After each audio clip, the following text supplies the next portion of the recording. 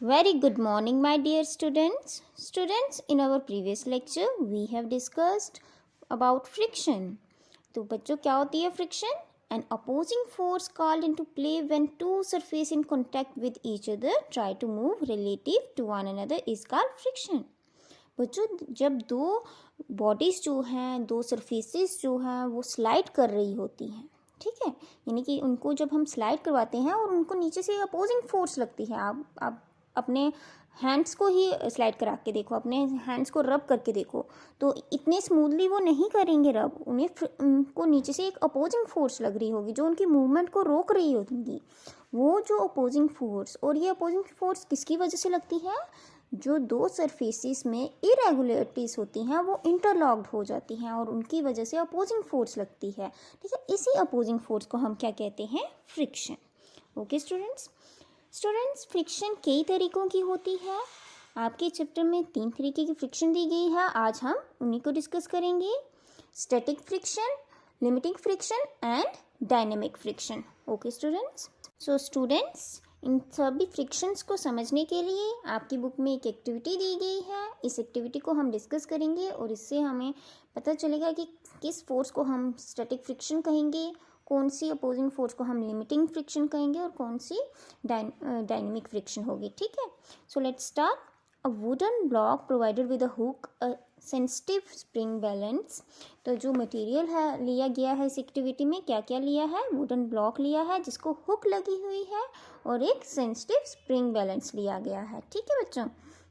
And then ये material लेने के बाद क्या करना है? Place the wooden block on smooth table top. आप यहाँ पे फिगर दी गई है 14.3, इसमें देख सकते हैं वुडन ब्लॉक को फिर एक स्मूथ टेबल टॉप पे रख देना है, ठीक है। To its hook attach the spring balance, और फिर हमने इसकी हुक को स्प्रिंग बैलेंस लगा देना है और इसे राइट की तरफ खींचना है, जेंटली, बिल्कुल जेंटली, आराम से खींचना है, ठीक है। You will notice that gentle pull does not move the wooden block. और हमें क्या देखने को मिलेगा कि जब हम इसे जेंटली खींचेंगे तो ये जो वुडन ब्लॉक है वो मूव नहीं करेगा। However, the spring balance records the force applied on the wooden block। और जो स्प्रिंग बैलेंस है वो क्या करेगा? हमने कितनी फोर्स लगाए वुडन ब्लॉक को खींचने के लिए वो रिकॉर्ड करेगा। This force resisted by spring balance is equal and opposite to the force of friction offered by the surface of wooden block। तो बच्चों ये जो फोर्स स्प्रिंग बैलेंस रिकॉर्ड करेगा, ये जो फोर्स होगी वो इक्वल और अपोजिट फोर्स होगी फोर्स ऑफ फ्रिक्शन की। यानी कि जितनी हमने फोर्स लगाई उसे खींचने के लिए उतनी ही फोर्स नीचे से अपोजिंग फोर्स लग रही थी उसकी मूवमेंट को रोकने के लिए। और वो अपोजिंग फोर्स कौन सी थी? फोर्स ऑफ फ्रिक्शन, उसी को हम कहते हैं, ठीक है। यानी कि जब वुडन ब्लॉक मूव नहीं किया, it means equal and opposing force of friction जो है लग रही थी वुडन ब्लॉक को, ठीक है। Now increase the force on the spring balance. और फिर हम क्या करेंगे? दोबारा से जो है फोर्स लगाएंगे और अब थोड़े ज़्यादा ज़ोर से फोर्स लगाएंगे, ठीक है। यानी कि पहले हमने जेंटली मूव कराने की कोशिश की थी, अब हम फोर्स जो है अपनी इंक्रीज कर देंगे। तो हम क्या नोटिस करेंगे कि लेकिन जो इंक्रीज़ करनी है वो एकदम से इंक्रीज़ नहीं करनी है, थोड़ी सी इंक्रीज़ करनी है कि वुडन ब्लॉक जो है फिर से मूव नहीं करेगा। लेकिन जो स्प्रिंग बैलेंस है वो देखिएगा कि अब जो हमने फोर्स लगाई है उसका जो मैग्नीट्यूड होगा वो थोड़ा हायर होगा। From this observation it can be concluded that when the wooden block does not move remain static.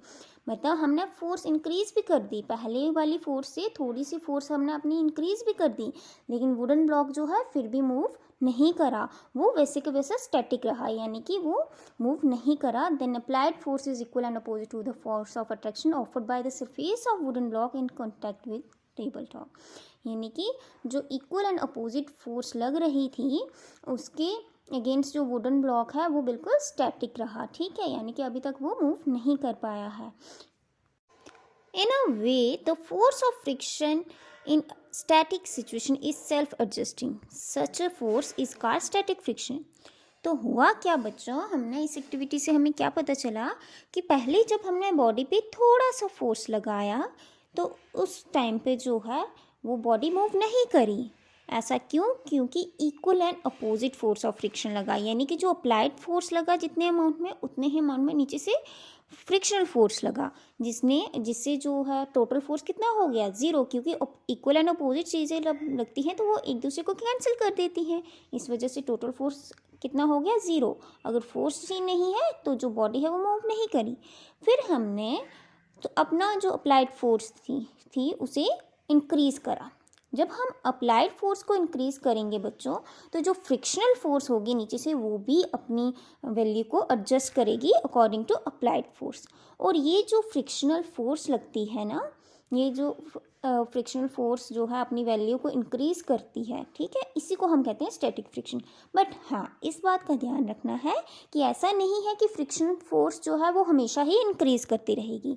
ये कुछ सर्टन अमाउंट तक ही इंक्रीज़ करती है। उसके बाद जब हम अप्लाइड फोर्स को और ज़्यादा इंक्रीज़ करते हैं तो बॉडी मूवमेंट में आ जाती है। उसको हम अभी आगे डिस्कस करेंगे। सो स्टूडेंट्स, क्लियर हो गया ना स्टैटिक फ्रिक्शन क्या हो गई? The force of friction called into play which does not allow two bodies to slide upon one another is called static friction. वो फोर्स ऑफ फ्रिक्शन जो दो बॉडीज़ को स्लाइड ना होने दे एक दूसरे के ऊपर, उसे हम कहते हैं स्टैटिक फ्रिक्शन, यानी कि बॉडी को वो स्टेशनरी ही रखें, ठीक है। Now go on increasing the pull on this wooden block till it starts sliding। अब हमें क्या करना है? जो अप्लाइड फोर्स है, यानी कि जो हम खींच रहे हैं वुडन ब्लॉक को, उससे और फोर्स के साथ खींचना है। तब तक खींचना है जब तक कि वो स्लाइड करना स्टार्ट नहीं हो जाए, यानी कि मूव ना कर ले। At this moment the spring balance will register. जब वो स्लाइड करना स्टार्ट करेगा बच्चों, तो इस मोमेंट पे जो स्प्रिंग बैलेंस हमने लगाया है वो मैक्सिमम अप्लाइड फोर्स जो कि इक्वल और अपोजिट है फोर्स ऑफ फ्रिक्शन के, उसे रजिस्टर करेगा, यानी कि उसे रिकॉर्ड करेगा। This maximum force required to make one body just slide over another body is the limit of static friction. तो ये जो मैक्सिमम फोर्स लगी ताकि बॉडी जो है वो स्लाइड करना स्टार्ट कर दे दूसरी बॉडी के ऊपर, इसी को हम कहते हैं लिमिट ऑफ स्टैटिक फ्रिक्शन। और इसे क्या कहा जाता है? Limiting force, limiting friction. यानी कि वो मैक्सिमम फोर्स जिससे जो है एक बॉडी दूसरी बॉडी के ऊपर स्लाइड करना स्टार्ट कर दे, उसे हम कहते हैं limiting friction. Okay. It is further noticed that if we apply the pull on the wooden block in such a way that it gently slides over tabletop, then the spring balance record lesser force than the limiting force। और फिर हम देखेंगे कि अगर हम दोबारा से जो है पुल जो यानी कि वुडन ब्लॉक को खींचते रहते हैं, तो हम देखेंगे कि जो स्प्रिंग बैलेंस है वो क्या रिकॉर्ड करेगा? लेसर फोर्स रिकॉर्ड करेगा लिमिटिंग फोर्स से। This lesser force resisted by the spring balance which keeps the wooden block just sliding on the tabletop is called dynamic friction or sliding friction। और ये जो laser force जो spring balance पे register हुई, जिससे जो है वुडन ब्लॉक की जो मूवमेंट थी, वो जो स्लाइड कर रहा था वो कॉन्टिन्यूसली रही, उसे जो हम कहेंगे डायनेमिक फ्रिक्शन या फिर स्लाइडिंग फ्रिक्शन। अब ये जो डायनेमिक फ्रिक्शन है या स्लाइडिंग फ्रिक्शन है, ये लेस क्यों होती है लिमिटिंग फ्रिक्शन से, इसके बारे में डिस्कस करेंगे बच्चों। तो जैसे कि बच्चों आप जानते हो कि जो फ्रिक्शन है वो कैसे कॉज होती है, क्योंकि दो बॉडीज़ की जो सरफेसिस हैं उनकी इरेगुलरिटीज़ इंटरलॉक हो जाती हैं, और उनकी इरेगुलरिटीज़ को अनलॉक करने के लिए जो हमें फोर्स चाहिए होती है वो बहुत ज़्यादा चाहिए होती है एज़ कम्पेयर टू अगर एक बार जो है वो इरेगुलरिटीज़ अनलॉक हो गई हैं, यानी कि बॉडीज़ जो हैं वो स्लाइड करना स्टार्ट हो गई हैं, और उनकी जो स्लाइडिंग यानी कि उनकी जो मोशन है उनको हमें अगर मेंटेन रखना है तो उस टाइम पे जो हम फोर्स लगाएंगे, हमें उस वक्त इतनी ज़्यादा फोर्स लगाने की ज़रूरत नहीं होगी। हम अगर स्लाइडिंग बॉडी पे थोड़ी भी फोर्स लगाएंगे तो वो वैसे ही स्लाइड करती रहेगी। लेकिन अगर हमें उस स्लाइडिंग स्टार्ट करानी है, यानी कि जब दो बॉडीज़ की मोशन स्टार्ट करानी होती है, मूवमेंट स्टार्ट करानी होती है, तो उस टाइम पे जो फोर्स चाहिए होती है हमें वो बहुत ज़्यादा चाहिए होती है। इसीलिए बच्चों जो लिमिटिंग फ्रिक्शन होती है वो हमेशा जो है स्लाइटली ज़्यादा होती है as compare to dynamic friction, या फिर हम ये भी कह सकते हैं जो डायनेमिक फ्रिक्शन है वो स्लाइटली लेस होती है लिमिटिंग फ्रिक्शन से। ओके। नाउ स्टूडेंट्स, आप फिगर 14.4 में देखिए, यहाँ पे ग्राफ दिया गया है अप्लाइड फोर्स और फोर्स ऑफ फ्रिक्शन के बीच में। ये जो applied force and force of friction है ये स्प्रिंग बैलेंस पे रजिस्टर हुई है, जो उसका ग्राफ है। इसमें जो रीजन ए बी है वो हमें स्टैटिक फ्रिक्शन दिखा रहा है, और जो बी सी रीजन है वो हमें मैग्नीट्यूड बता रहा है लिमिटिंग फ्रिक्शन का, और जो डी ई है वो हमें मैग्नीट्यूड बता रहा है डायनेमिक फ्रिक्शन का। बच्चों जो बी सी है वो ज़्यादा है as compare to dynamic friction. Okay students, या फिर हम ये भी कह सकते हैं कि जो डायनेमिक फ्रिक्शन का मैग्नीट्यूड है वो कम है as compare to magnitude of limiting friction. Clear?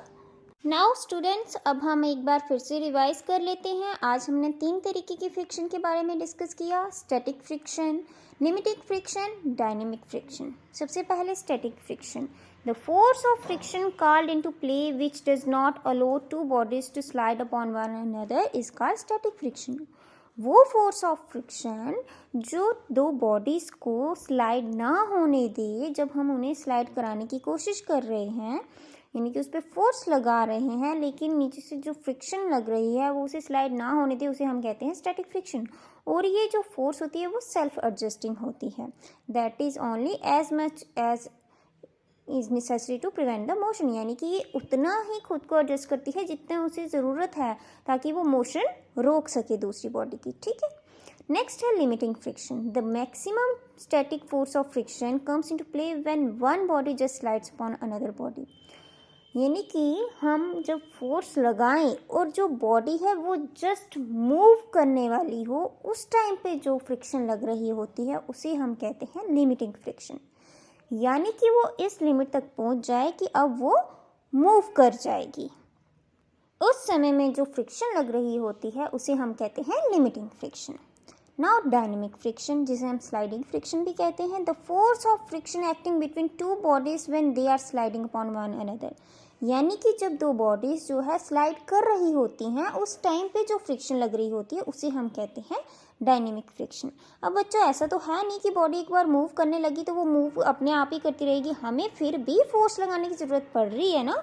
तो वो फोर्स क्यों लगा रहे हैं हम, ताकि जो नीचे से फ्रिक्शन लग रही है उसे ओवरकम कर सके हमारी वाली फोर्स। ठीक है, तो उस टाइम पे जो नीचे से फोर्स ऑफ फ्रिक्शन लग रही होती है उसे हम कहते हैं डायनेमिक फ्रिक्शन। जब दो बॉडी स्लाइड कर रही होती हैं उस टाइम पे जो फोर्स लगती है, वो फ्रिक्शन लगती है, फोर्स ऑफ फ्रिक्शन, उसे हम कहते हैं डायनेमिक फ्रिक्शन।